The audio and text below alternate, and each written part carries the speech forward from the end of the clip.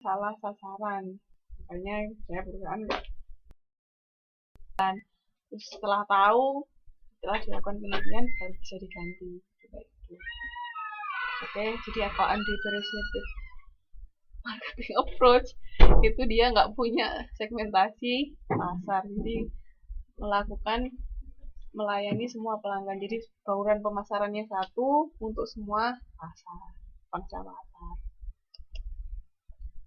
Tapi ada yang namanya differentiated marketing approach. Ini dia perusahaan mengidentifikasikan beberapa segmen dalam pasarnya. Jadi ada segmen-segmen tertentu, ada golongan-golongan tertentu, dan menerapkan bauran pemasaran atau marketing mix yang berbeda bagi tiap segmen tersebut. Misalnya perusahaan melakukan segmentasi ada 5 segmen, atau misalnya anggap aja yang contoh gampang 2 berdasarkan gender, pria sama wanita.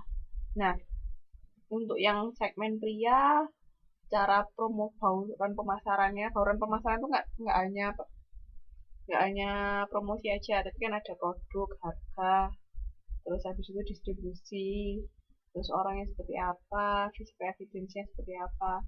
Nah, itu untuk yang pria sama yang wanita, dia berbeda bauran pemasarannya. Itu differentiated marketing approach. Jadi, setiap segmen perusahaan akan menyediakan bauran pemasaran yang berbeda, akan menerapkan marketing mix yang berbeda. Itu differentiated. Oke. Terus yang terakhir itu concentrated marketing approach. Jadi pasar itu terbagi dalam beberapa segmen. Segmennya ada beberapa, tapi perusahaan cuma punya satu bauran pemasaran buat segmen yang berbeda. Itu concentrated. Paham Mbak? Mas. Jadi ada berapa?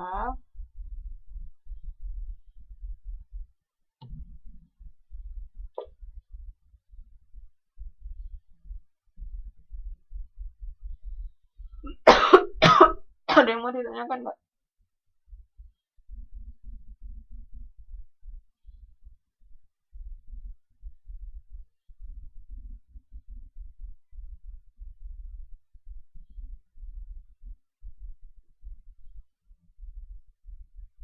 Yang mau ditanyakan kah? Jadi tadi ada berapa ya dekatannya ya?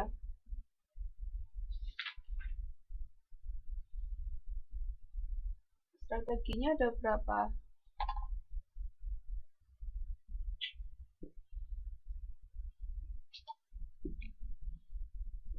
Apa aja?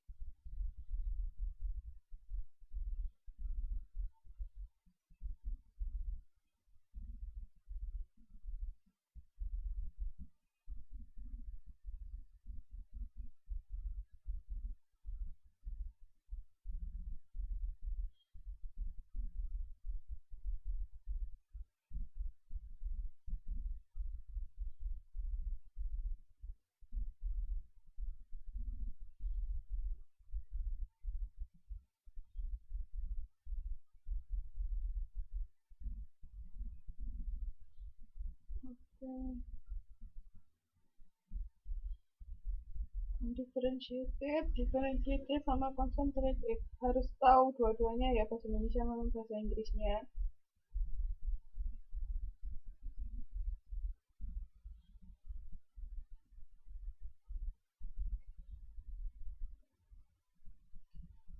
Oke, sekarang ini hal yang perlu diperhatikan dalam memilih strategi pencakupan pasar dan sumber daya perusahaan.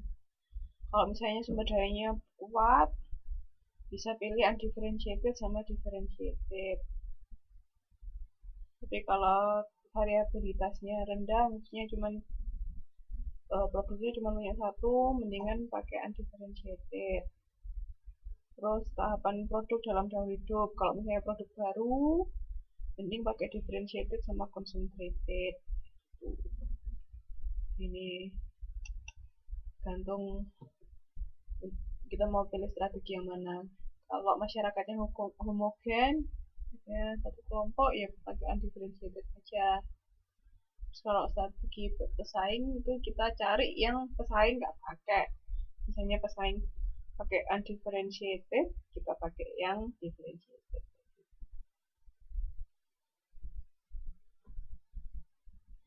Oke, saya lanjutkan ya. Nah, sekarang kita masuk ke positioning sama diferensiasi.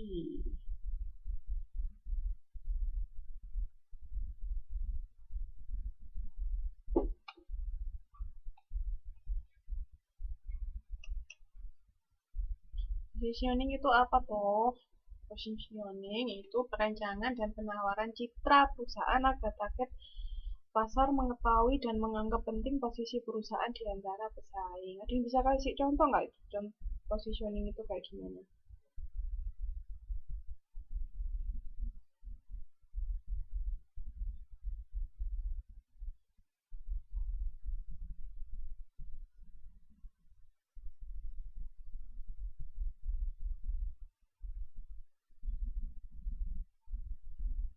Ada yang bisa kasih contoh?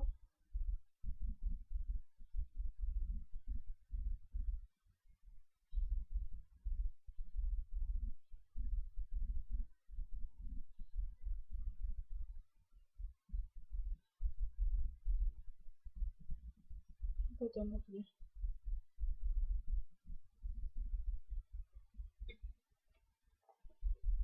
Apakah contohnya?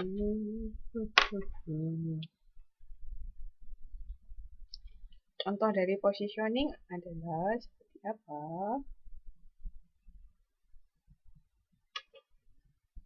Kenapa Apple? Semua perusahaan pasti melakukan positioning. Nih, mata uang suatu negara. Kenapa mata uang suatu negara?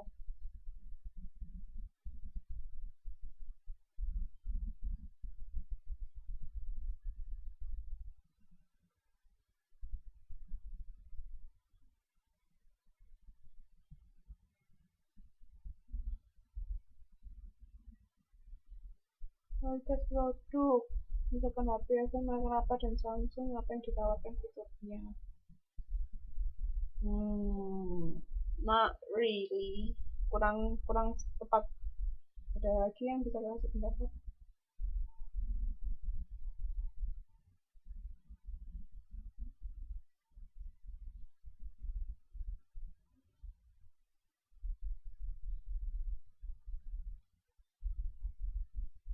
Contohnya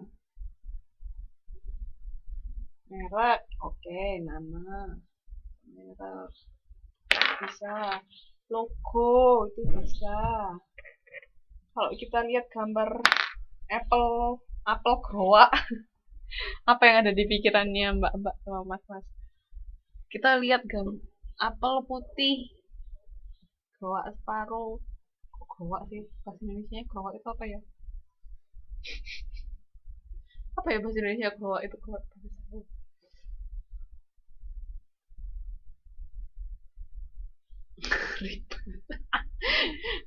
Mbak Mia sama kayak saya merasa kalau produknya Apple itu ribet. Nggak, maksudnya kalau kita ngeliat logo Apple yang dimakan sebagian, itu kan kita langsung ingat, oh itu punyanya Apple ya loh. Itu salah satu positioning. Jadi kayak istilahnya menanamkan di benak masyarakat kita itu seperti apa sih ini loh. Kan penawaran citra perusahaan agar target pasar mengetahui dan menganggap penting posisi perusahaan di antara pesaing. Kalau misalnya Mbak lihat logo huruf M warna kuning, kita ingat apa?